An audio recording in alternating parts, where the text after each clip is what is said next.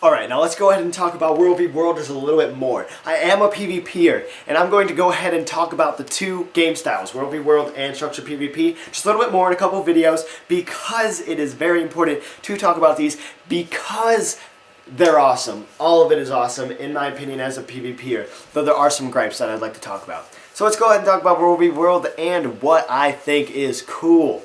So, first of all, I do like that open world feeling, and I like how right in the beginning, when the servers reset, you're just like, run! Get all the towers! That's so much fun. And like, woo!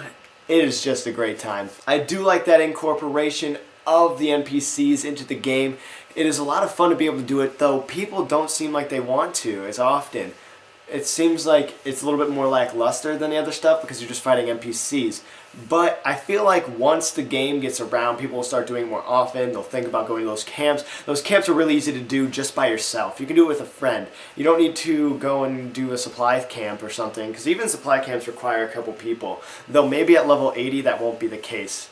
The fact of the matter is we don't get a real glimpse at World v World with these beta events because it takes like 3 days probably to just set into World v World and to have all the feelings, maybe like 2 days, to start getting your stuff set up, all your defense is good to go, getting your waypoints set up, all that stuff, get it all together so that you can start the game, you know what I mean? On top of that, it's really hard to fight the enemies, the level 80 enemies, when you only have level 20 gear, or even worse, level 10 or level 5 gear. Like, it's really tough to fight those enemies. Like, especially, it's very tough to guard even just the axes by yourself. Like, if you're guarding those Doliacs by yourself, those NPCs are really strong.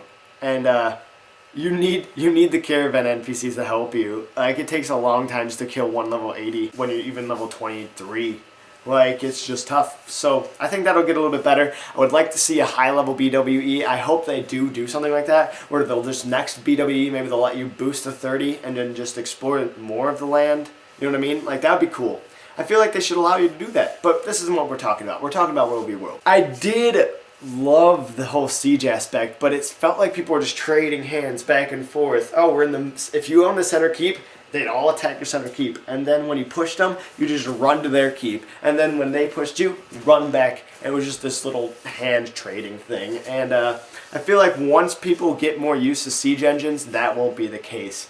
You set up a couple of those arrow lobbers just like on the sides, on the hill, and they come in, just they'll run away. They won't come back. No way. So I feel like once you get more structured World v World going, where you have a team of people, like a guild, that'll be really cool. I didn't see that you could put your guild flags on towers and stuff, but that's another concern that I have. There isn't as much as I thought there would be in World v World to put your flag and represent your guild. There's only a few. What are all those other guilds going to do? You know what I mean? So let's hope that some low-end guilds can be able to do it, because it would be sad if only high-end guilds could, because I feel bad for low-end guilds. I personally like high-end guilds where there's a lot of people, there's a lot of immersion, but when it's a guild with just friends, I would like to be able to just be like, hey, I own a supply camp, you know what I mean? We'll see what happens. I guess then supply camps will trade hands so often, I guess that would... there's a possibility that you could represent your guild on a small supply camp. Unless supply camps can't be supported. I didn't check. Who knows? Alright, now for structured PvP, it's so cool. And at first I really didn't like that second one. I was like, Battle Kylo is the only good one. But then once I started realizing how to fight those NPC monsters, it's like Baron and Dragon. Like, it's a lot of fun, just like League of Legends, you know what I mean? It gives you bonuses. Bonus to your strength, and on top of that, it will give you 50 points. Like, that's just like... sweet. And it was a lot of fun. It felt more actually tactical than Battle of Kylo. Though nobody would use the trebuchet, including myself, the trebuchet was so powerful in Battle of Kylo, you need that thing. They made it extremely important. I thought that wasn't going to be very good, but that thing does so much damage to your enemies, it cuts off like half their health, at least if you're playing a ranger it did. And it felt really nice to have that in the game.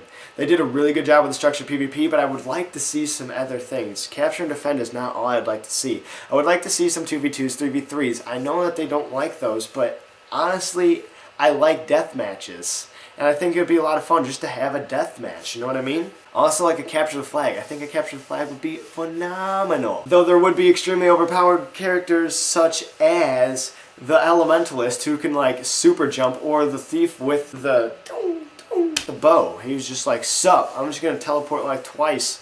And then if I carry signets, you could just be designed to cap. You just carry signets that when you activate signets, it boosts your initiative, so then you can shoot a third one, and then just like, pew, pew, pew. Oh, I'm all the way across the map, sorry.